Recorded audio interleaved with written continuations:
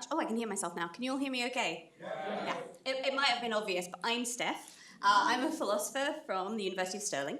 And I'm Seán. I'm a linguist from Cardiff. And today we're going to talk about our research about what's going wrong with women's dialogue in video games. So we are interested in patterns, tropes, stereotypes, biases in game mechanics, in worlds, in characters, in stories. Some of those patterns are things that players notice and complain about or praise online, and others kind of fly beyond the radar, but all of them, we think, affect their experience when they play games. We're here because all of our research is designed to help very creative people like you make games for us to play, rather selfishly. We want to help you make the kinds of games you want to play, whether that's games with better gender representation, games that enhance player agency, games that are more realistic, or games that are more immersive. And we think that making these kinds of patterns visible can help you to do that. We're not interested in telling you what kind of games to play, you know that much better than us, but rather to empower you to make informed choices based on the games you want to design. And we're going to suggest how some of these patterns can be subverted or averted. Now, our work involves designing a bunch of tools and doing a bunch of research that helps answer a whole range of questions on different topics, but today we're focusing on just one, gender representation in dialogue. So why should we care? I mean, I think many of you do already. We know that roughly half of people who play video games are women, and that women and gender minority people have a rough time in the gaming community for a bunch of obvious and some not so obvious ways. To shed a little bit of light on this, we did a survey in collaboration with Swedish game company Undone Games and surveyed 1,000 people who identify as women who play mobile games, and most of them also play games on PC and console. And we found some striking results. So 41% of those surveyed reported that playing games really felt like a highlight of their lives. It was something that they looked forward to doing on a daily basis. But just under a third reported feeling guilty about taking time to play. Now, what was particularly surprising for us is that guilt or shame or keeping secrets for fear of judgment from family and friends about your play didn't correlate with playing less. So there's a whole bunch of people out there who are playing quite a lot of games and feeling really bad about it. 16% of those women surveyed reported that they keep their gaming a secret. Perhaps most shockingly, you're more likely to keep it a secret if you're proud of your gaming achievements as a woman. So we think this and the whole lot of data that we got off the back of this survey is indicative that many women, not all women, but many women, feel that gaming isn't for them, even when they really love doing it. That it's not designed for them, that it's not the sort of thing they should identify with, or not a subject that they can bond with other people over. And we think, that's not wanting to go back, we think that obviously that's a really big, complicated problem, but that we might be able to make some headway by making game worlds more inviting for women players. But there's not just a moral or emotional motivation for doing this, there's also financial incentive. So the Gina Davis Institute Playbook for Inclusive Game Design features some really interesting statistics, including stats from gamers of all genders. And in their more recent results, 70% of players across gender categories reported thinking that it's very important that games feature diverse stories and characters. 80% said they wanted to see characters that reflected their own identity, but half said they struggled to find such characters in games. 62% of players, who we think vote with their wallets, report that they're more likely to play a video game with characters that are more diverse than what they usually see in games.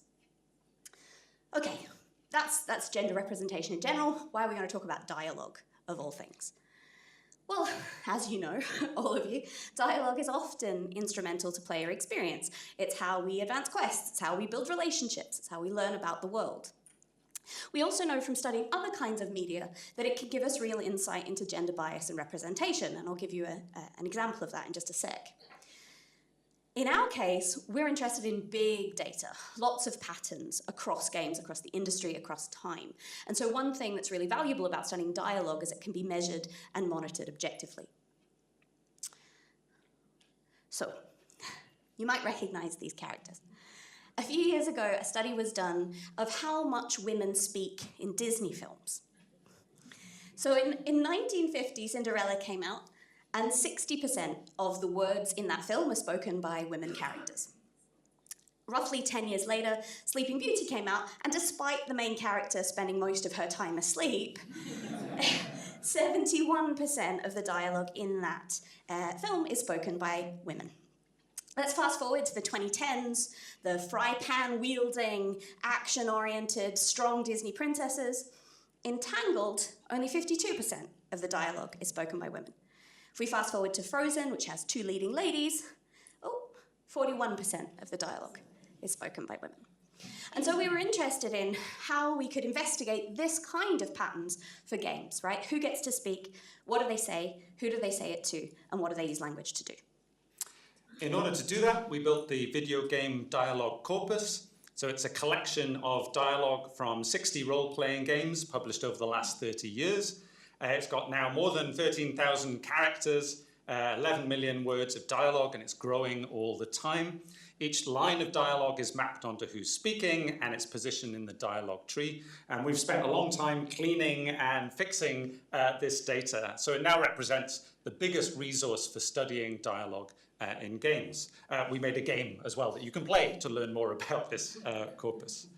We're also building tools to help visualize and explore this data. So here's some of the dialogue tree from Baldur's Gate 3, and you can play, or you can look at a demo of this tool on our website. But it's one thing to have all the dialogue. You then need to work out what gender all the characters are. Otherwise, we can't start, determining these patterns. And so for all, well over at this point, 13,000 characters, we coded them for what we call their conferred gender. So that's not the gender that the designer necessarily intended. That's not the gender that a random passerby would think of a character if they saw them on a poster. But rather it's the gender that we think is likely to be attributed to a character by a typical, probably British player, having played the game. So having understood the gender norms of that game world, of that virtual world, what gender identity would they assign to the character? Very happy to answer more questions about that if you've got them. We're not assuming binary gender, we've got innumerable gender categories, and just a point about terminology, sometimes we'll refer to characters as female or male. That's because in English there's not a great word that means, for example, little girls and adult women, all in one category, but when we use female and male, we're referring to this conferred gender. So, we can start by asking, what percentage of dialogue is spoken by women? Do you want to do a poll? Yeah. Right, we'll start the bidding. Put your hand up if you think at least 10% of the dialogue is spoken by women. At least 20%. At least 30%. Or some hand, at least 40%. At least 50%. Any higher? 50% or higher? 60%? 70%? No, it's gone down and bidding has ended. Okay. You're spot on, really. So, if we count all the words of dialogue in the corpus, roughly 2/3, 65%, are spoken by characters who players would deem to be men. Roughly 30%, and almost every hand was up at either 30 or 40%, is spoken by women.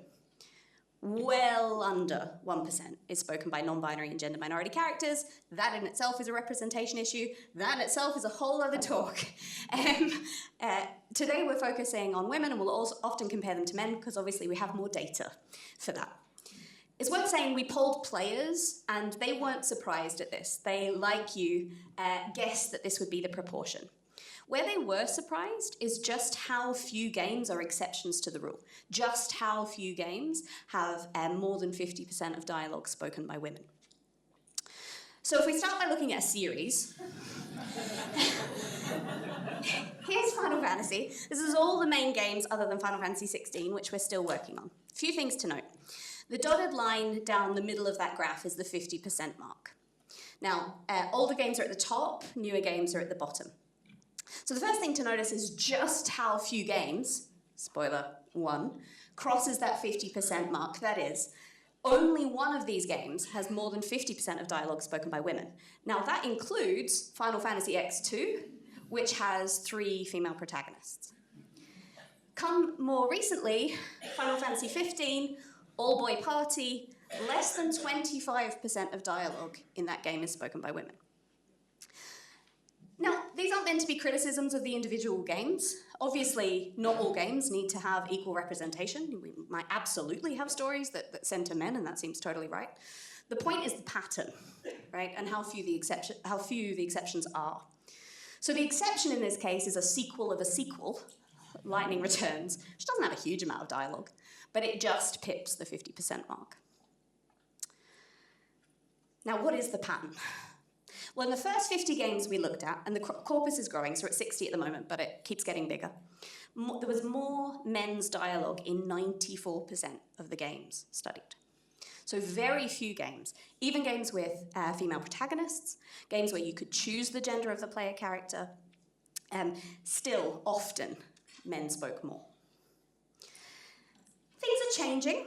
So these are provisional results, don't quote us on them, we're still working on Horizon. But you can see here the difference between Horizon Zero Dawn, female-led game, with just under 50% female dialogue, through to Horizon Forbidden West.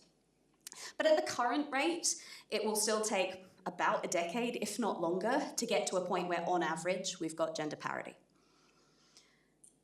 So why? Well, it's not the case that individual women characters, on average, are speaking less than individual men. It's just there are far fewer of them speaking. Now, I think anecdotally, most of you already know this, but now we can prove it. So even in games that do centre women, that do have many women in the playable characters, for example, or in the party, generally speaking, there will be a bunch of men doing the talking. So, what's the first thing that's going wrong with women's dialogue in video games? There's not very much of it. And there's not very much of it because there's not many women doing the talking. Another pattern that we can see, another bias, is who talks to who. So there are many games that have really interesting female characters, but nevertheless don't pass the Bechdel test. So for example, some of the Monkey Island games, so here are some of the women that speak in it, none of them actually speak to each other. And it's really disappointing for me, because it's one of my favorite games. There's lots of wonderful things in here. But it's interesting to notice this. Now, obviously, the Bechdel test is not really nuanced enough to look at patterns across all games, because most games have so much dialogue that most of them pass it. But here's our approach to sort of make a statistical version of the Bechdel test. So what you're looking at here is, imagine we take all the lines of dialogue and we keep who speaks them fixed. And then on the left-hand side, you've got a column of male dialogue and female dialogue. There's more male dialogue than female. Then we take all the lines and put them in a random order and work out who's speaking next. And it turns out in our data, if you were to do this, then a man speaking is followed by a man about 51% of the time, and is followed by a woman about 49% of the time. So that's what happens if the things are in a random order. And we can compare that to what we actually see in the real data. And it turns out that men are 22% more likely to talk to men than you would expect from the random distribution. And women are less likely to talk to other women. So it's the same kind of pattern that we see in the Bechdel test. So what's going wrong with women's dialogue? There's a bias for male characters to talk to other male characters. Now, as good game designers, you might be thinking, am I carrying on? Yes. Oh, yes, here we go. Can players avoid this bias by making choices during the dialogue tree? So for example, here's a dialogue tree from Final Fantasy VII. If you were to take the left-hand path, then you would end up with 16 words of female dialogue and 7 words of male dialogue. If you were to take the right-hand path, you'd end up with slightly more words of male dialogue. So what's the pattern over all of the games? I think we'll just skip on to the next one. So we imagine this as a dialogue challenge. We created a little computational agent that knows the whole dialogue tree structure and asked it to make choices to maximize the dialogue so that there's more female dialogue than male dialogue. It turns out it can succeed in about half of the conversations, and it gains about 2.4 words on average. But if we flip this round and ask it to make more male dialogue than female dialogue, then it succeeds most of the conversations, and it gains about 25 words on average. So to see more female dialogue, players have to do more work for sort of less pay. And the sort of bias is that there's a bias for male dialogue. This can't be avoided by the player. Yeah, that's where I stop talking, isn't it? Yes, it is. We're a double act. We're still deciding who's the straight man. So can we just fix this by giving women more lines? Well, I think probably if I asked this to any one of you out in the demo hall, you'd go, no. And you're right. And here's a really vivid example of why that alone doesn't fix the problem. So this is Jessie from the original Final Fantasy VII. In the original game, she's given 32 lines of dialogue, and we can split up what her dialogue's doing. So about a quarter of it is her showing off her technical expertise as an explosives expert. About a quarter of it is her teaching the player how to play the game. And about half is her revealing her personality. Now, in the remake, the first Final Fantasy VII installment of the remake, she's given almost 10 times as many lines of dialogue. That sounds like a great thing, right? But now here's the split. So she now spends only 10% of her available words showing off her expertise, and 82% of her dialogue revealing her personality, much of which consists of her flirting with Cloud. Now, flirting is not a bad thing, right? But when this becomes a pattern, when it's reflective of the narrow range of roles that women characters are allowed to play, we might think that there's some work to be done. But I'm going to show you some other examples now of other kinds of gender differences in terms of what characters say and what is said to them. So let's start with Stardew Valley. Now, in terms of just sheer balance, this game's pretty even, right? Just over half of the dialogue is spoken by men, just under half is spoken by women. But there are some differences in the dialogue that would be very hard to notice just by playing the game, because there are some NPCs that say different things to you depending on the gender of the player character. So for example, if you're a man, you're offered ale, and if you're a woman, it's wine. If you're a man, it's creamy pasta. If you're a woman, it's salad. If you're a man, you're described as full of energy. You actually get quite a lot of different compliments if you're a man in the game. If you're a woman, you're always beautiful. If you're a man, people show concern that you spent too much time in the sun. If you're a woman, you've got a lovely tan. And here's my favorite example.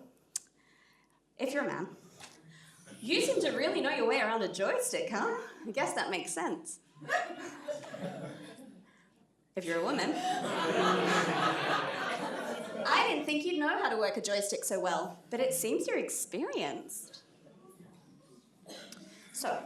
But it's not just about what players say to you in this kind of idle way, but also the motivations that NPCs have for sending you on quests is gendered too. So if we look at the Elder Scrolls Daggerfall just as an example, when women send you on quests, they tend to speak to family relationships. My son was murdered, my daughter needs an escort, my husband's lost his scarf, right, that kind of thing. Now, men get to do that too, but they also get to give you a whole bunch of reasons you should go on their quests. Revenge, honor, greed, religious piety. We also looked at what sort of ambient dialogue NPCs are making in the Mass Effect trilogy. We coded it into the kinds of things they're talking about, from more public stuff like current events to more private stuff like romance. Just like in Daggerfall, when two women are talking to each other, they're quite likely to talk about family and romance. But when two men are talking to each other, they're mainly talking about current events, military and work. These things are sort of coded as more masculine. So there's a bias in the way that people are presenting their gender through the topics that they're talking about. Interestingly, women are also more polite, and like Tally here, they're more likely to display gratitude, they apologize more, they use more hedging and uncertain language, and they swear less. And these are all things, the way we think about people actually behaving, that aren't really true in the real world. So game dialogue is amplifying the stereotypes that we have about gendered dialogue. If you haven't been able to tell that from me and how I'm behaving. Now, digging around in the corpus can be really interesting because sometimes we find patterns that don't have to do with dialogue and that really surprise us. So we were doing some research on gender and violence, and we extracted just over 1,000 NPCs from the MMORPG Final Fantasy XIV. So 1,000 NPCs related to main scenario quests. And what we found is that men were statistically significantly more likely to carry weapons than women. There was an even more striking finding. And that's there's a variable in the game data that controls bust size and hip size of characters. And to give you the really short version, the bigger your boobs, the less likely you are to carry a weapon.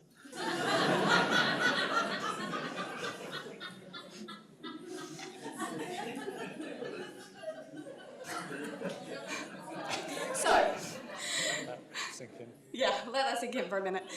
No one's giving me a sword.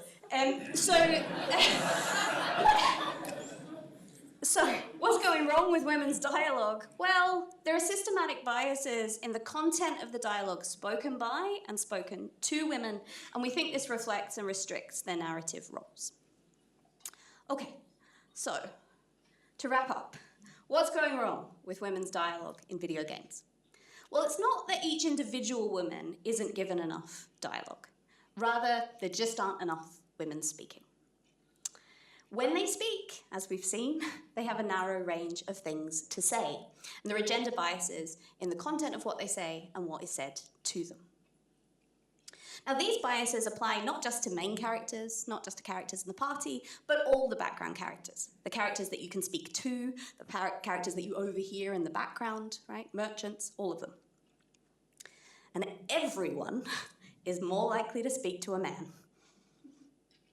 Now, we've also seen that players can't avoid these biases, right? So that women's dialogue, even when it does appear, is harder to get to, and that these are pervasive problems. So just to repeat, none of this is to say that, any of these games are bad, or that they're doing anything wrong necessarily, individually, but rather the fact that these patterns hold so strongly across the industry, across different games from different countries, across games across the decades, we think is really striking. If you only take one thing from this talk when you're writing, it's that, yeah, sure, women do generally speak less than men. And it really does matter what they say and who they say it to. But if you want women to speak more, you have to add more of them. That's the number one thing. We'd like to help you make the kind of games that you're interested in. So you can go to our website for free access to data and tools. You can play a little game to learn more about the corpus. We'd love to talk to you and to collaborate with you. And for example, we're having a workshop on dialogue choices in January. You can sign up to our mailing list to find out more about that. But we're really in a really privileged position where we can sort of do all this stuff and offer it mostly without charging you for stuff. But one of the things that we really need to keep doing this kind of thing, to keep coming back here, is evidence that our research is valuable to you. So please, please, please, it would mean a lot to us if you could fill out this survey about our research and feed back to us your thoughts so that we might be able to come here next year and tell you more stuff that's relevant to what you want to know. Yeah, and please email us. As I say, we're friendly neighbourhood academics working for free to help you out. Please get in touch. And you can find me all day today, and Sean will be here all weekend as well. So thank you very much.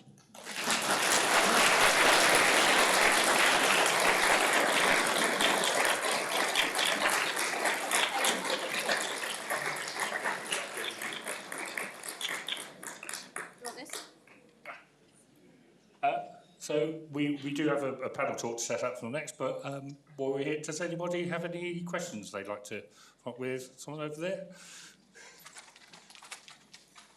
It's really cruel to make people run.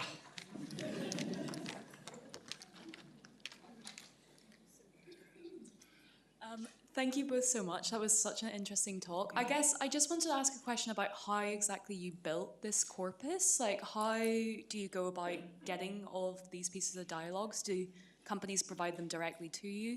And then also, like, in terms of processing the data, like, do you get any help in terms of, like, tags already attached to the dialogue already, or are you trying to, like, figure this out from what you're provided?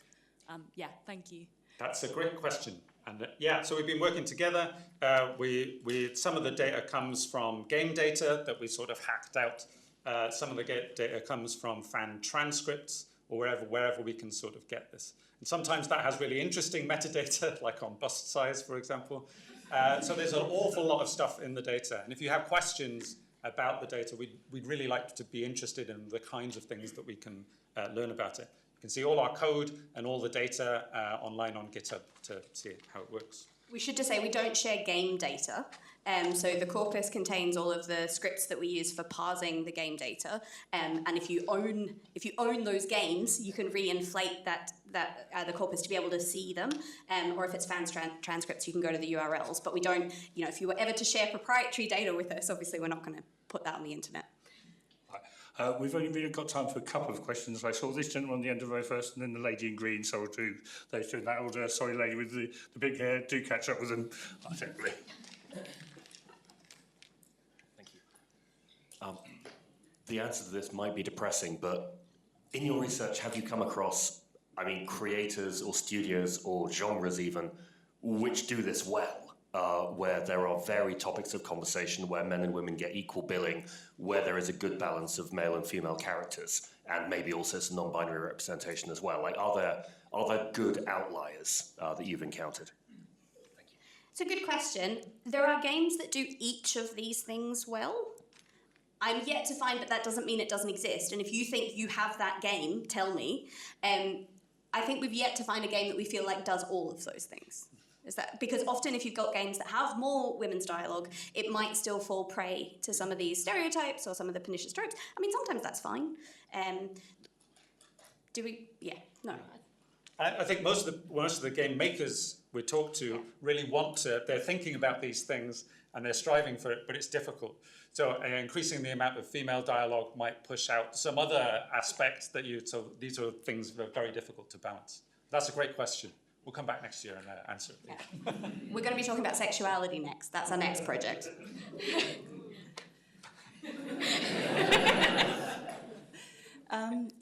So you started the presentation by saying that female players feel guilty about playing and they are not as proud of their achievements. So how does this relate to their underrepresentation in dialogue? Yeah. It's a really good question. So you might think of it as, we know that it's kind of too big a question to answer quickly, so I'm going to give you an answer that's going to sound a bit reductive, but forgive me and we can have the longer version. We know that players want diversity to be better, right? And we also know that a whole bunch of women already play video games, and yet many of them report not feeling great about it, not feeling served by the game, perhaps not seeing people like them in the game. Now, we don't think, obviously it's a much bigger problem. We need some kind of improvements in the industry. We need improvements in marketing. We need improvements in game discourse online, for God, But we think that, this is a good start. That being able to see women speak confidently and thoughtfully in a whole different range of roles can only be a good thing in terms of, challenging the view that games aren't really for them. If all you ever see in games is, women in latex bikinis, then you might not feel great about spending a lot of time doing that.